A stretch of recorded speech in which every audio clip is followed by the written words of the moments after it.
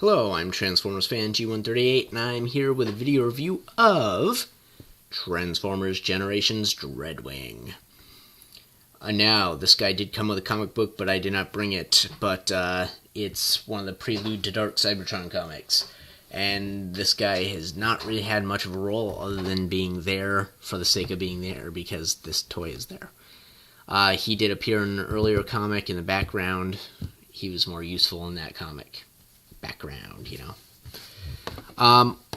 Best feature about this guy is he does have the Generation 2 logos, so he fits in with the 2010 BotCon toys really nicely. His color is great. The flying wing mode is accurate. Not loving the Allspark blue plastic with the purple, but it's not terrible. Plus, you still have the same issue of the translucent plastic showing underneath. However, on Megatron, it's not so noticeable because it's purple. This is bright red. So you flip this over. Foop. Uh-oh. But if you hold it up like this, I really like the way the red shines through the cracks. I love that. And it really goes well with the cockpit paint job.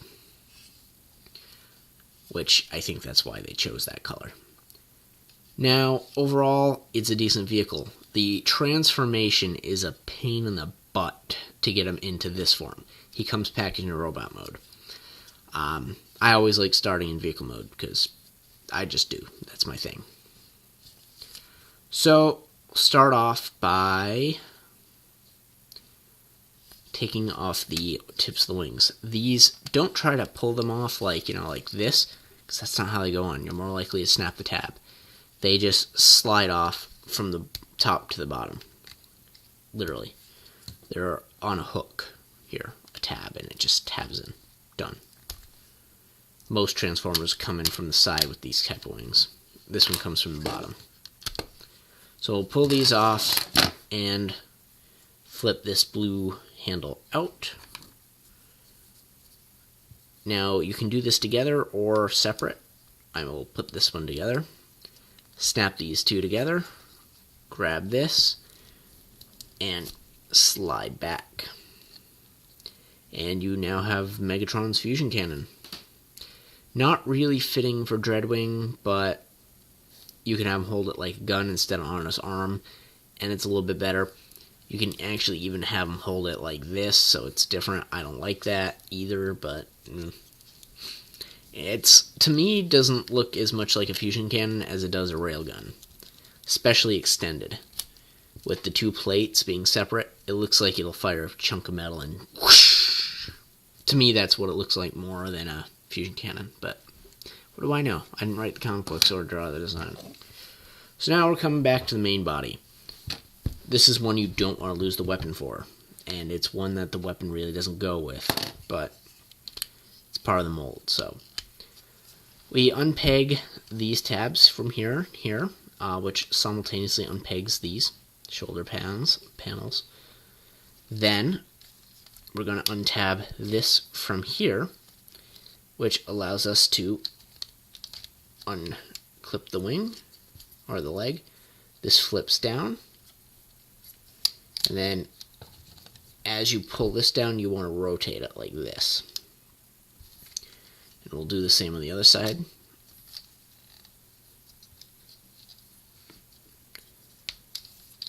And more of this Allspark blue. Now we'll fold this down and back, up and back.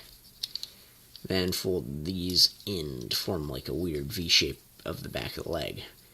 Now the downside of this is these hinges are painted and the paint likes rubbing. So, and these flip around. I didn't have those right, but you get the gist.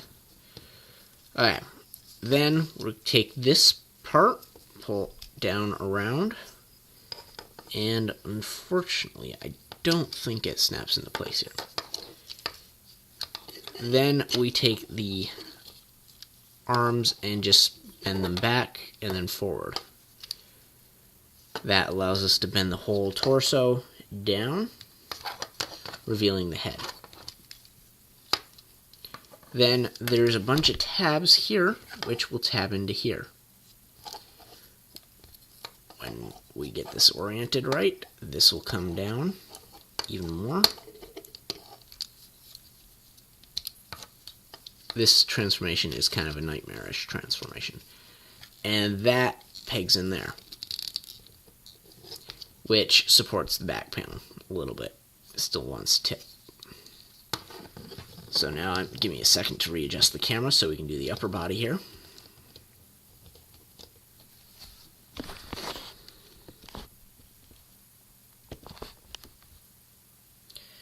And what we do is there's this little hook type tab here and a receiver end there. That just hooks on there, and the friction holds those panels apart. And you'll constantly have to press this chest piece back together throughout the transformation. It's just how it goes. Same with the Megatron mold. This brings it down, down, down, around, and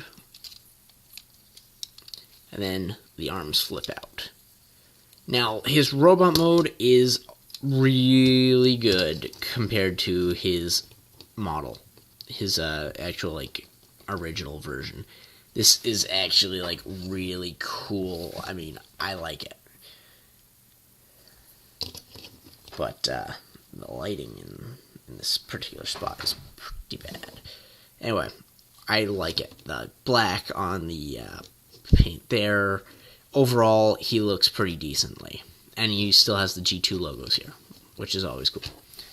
Now, the gun normally would fit on the arm if it were Megatron. And oh, look, you have now a purple Megatron. Oh, wait! With a new head, this could be Galvatron. No, not even.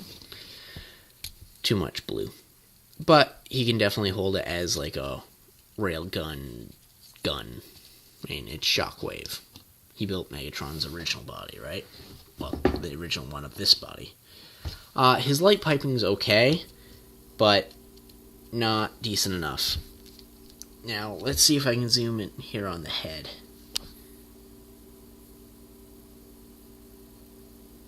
No mouth, obviously. He doesn't have one.